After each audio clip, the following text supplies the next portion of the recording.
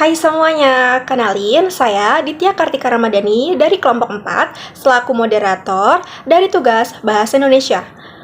Dan nama-nama kelompok kami yaitu ada Afifah Intan Nur Laila, Farida Arba Anur, Tiara Vindiani, Nadia Rafifah, dan saya Ditya Kartika Ramadhani, Erlan Saputra, Nesya Octavia, dan yang terakhir ada Fiona Marcella. Di sini kami akan mempresentasikan mengenai apa itu tata ejaan. Tata ejaan itu adalah aturan atau kaidah yang mengatur cara penulisan kata-kata dalam suatu bahasa. Lalu, itu termasuk penggunaan huruf, tanda baca, serta penulisan kata secara benar.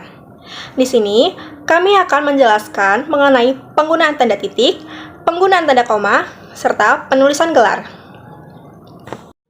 Selanjutnya, ada penjelasan mengenai definisi penggunaan tanda titik yang akan dijelaskan oleh rekan saya, yaitu Afifah Intan Nur Laila. Tanda titik adalah tanda baca yang digunakan untuk mengakhiri sebuah kalimat penulisan. Tanda titik adalah suatu tanda baca yang paling dasar dan penting dalam penulisan, dan penggunaannya yang tepat membantu memisahkan, mengatur, dan mengklarifikasi teks ke dalam bahasa tertulis.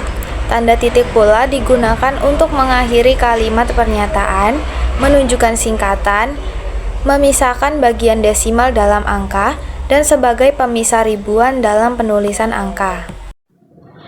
Dan yang kedua, yaitu ada menjelaskan tentang contoh serta penggunaan tanda titik yang akan dijelaskan oleh rekan saya, yaitu Nesya Octavia. Contoh penggunaan tanda titik. Tanda titik biasanya digunakan untuk mengakhiri kalimat pernyataan atau perintah. Contohnya, ayah sedang membaca koran, titik. Bisa juga digunakan untuk memisahkan angka dalam penulisan tanggal, waktu, atau desimal. Contohnya, hari ini pukul 7.30. Kemudian bisa juga dipakai untuk singkatan dalam penulisan gelar. Seperti dokter disingkat menjadi DRS titik. Materi selanjutnya akan disampaikan oleh rekan saya, Tiana. Yang ketiga, ada penggunaan tanda koma. Dan penggunaan tanda koma ini definisinya akan dijelaskan oleh teman saya, yaitu Tiara Vindiani. Baik, di sini saya akan melanjutkan presentasi rekan saya sebelumnya, dan saya akan menjelaskan mengenai definisi tanda koma. Jadi, tanda koma ini adalah tanda baca yang digunakan untuk membuat jeda atau pemisahan antara unsur-unsur dalam sebuah kalimat.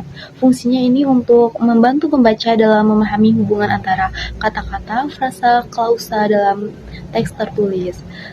Tanda koma ini juga biasanya digunakan untuk membuat jeda singkat dalam sebuah kalimat, lalu memisahkan unsur dalam perincian, memisahkan kutipan langsung, lalu memisahkan singkatan gelar akademik.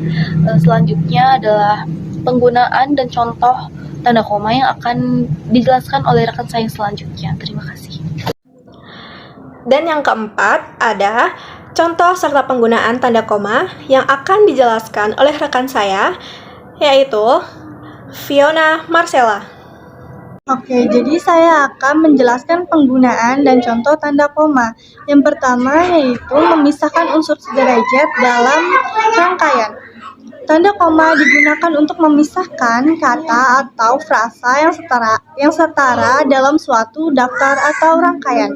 Contohnya yaitu yang pertama, saya membeli apel, jeruk, pisang, dan mangga.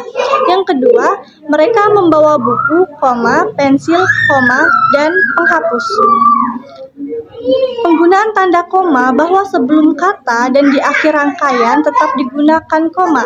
Ini disebut dengan Oxford koma, tapi penggunaannya bisa bersifat opsional tergantung penulisan. Yang kedua yaitu memisahkan anak kalimat setelah kata hubung.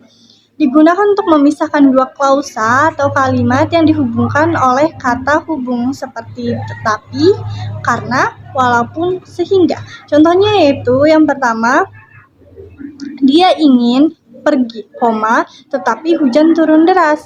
Yang kedua, saya tetap belajar, meskipun sedang sakit. Koma ditempatkan sebelum kata hubung jika kalimat setelahnya merupakan klausa lengkap. Yang ketiga yaitu keterangan tambahan atau aposisi. Digunakan untuk menyisipkan informasi tambahan yang menjelaskan subjek atau objek dan informasi itu bisa dihilangkan tanpa mengubah makna utama kalimat. Contohnya yaitu yang pertama, Budi, anak tertua di keluarga itu, sangat rajin belajar. Yang kedua, Jakarta, ibu kota Indonesia, adalah kota metropolitan. Tanda koma di kiri dan di kanan menunjukkan bahwa informasi tersebut hanya tambahan, bukan bagian inti kalimat.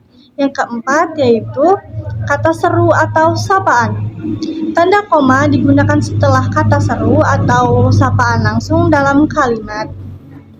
Contohnya yaitu yang pertama, wah, kamu sudah datang. Yang kedua, ibu, tolong ambilkan buku itu. Yang ketiga, hei, hati-hati di jalan. Penggunaan tanda koma untuk memberi jeda alami setelah sapaan atau seruan seperti kita berbicara. Yang kelima, yaitu tanggal, alamat, dan gelar. Koma dipakai memisahkan bagian-bagian dalam penulisan tanggal, alamat, dan gelar. Contoh yang pertama yaitu Jakarta, 17 Agustus 1945. Yang kedua yaitu Jalan Merdeka nomor 10, Bandung. Yang ketiga, Insinyur Soekarno, Presiden pertama Indonesia. Penulisan formal seperti surat atau dokumen resmi sangat memperhatikan tanda koma dalam bagian yang saya jelaskan tadi. Jadi itu saja yang dapat saya jelaskan. Kurang lebihnya saya mohon maaf. Terima kasih. Selanjutnya ada definisi dari penulisan gelar yang akan dijelaskan oleh Farida Arba Anur. Penulisan gelar.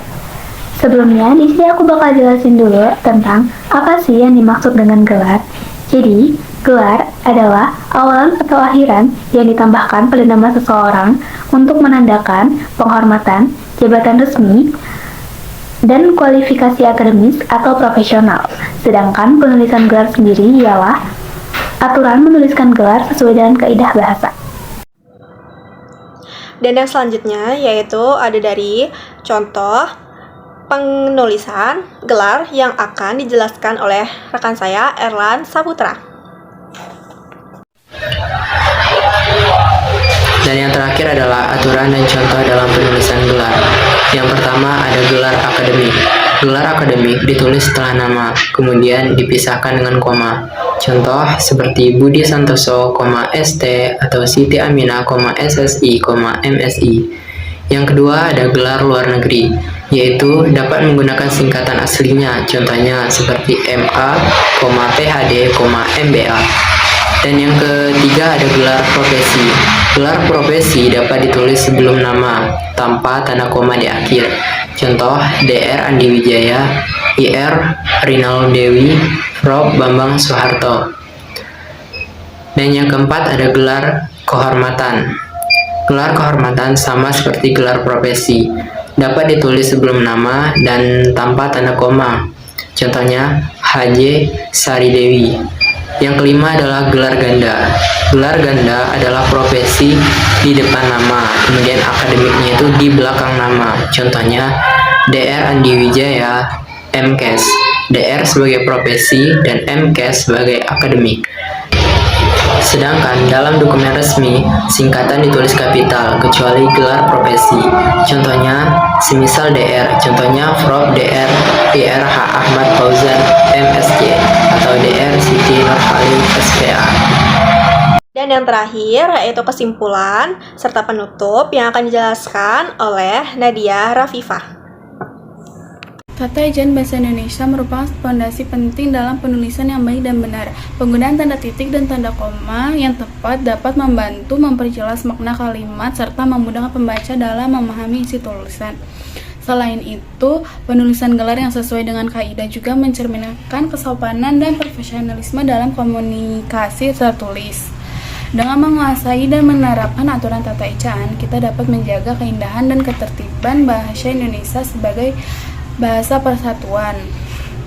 Dan selesai sudah presentasi dari kelompok 4, saya selaku moderator izin pamit undur diri.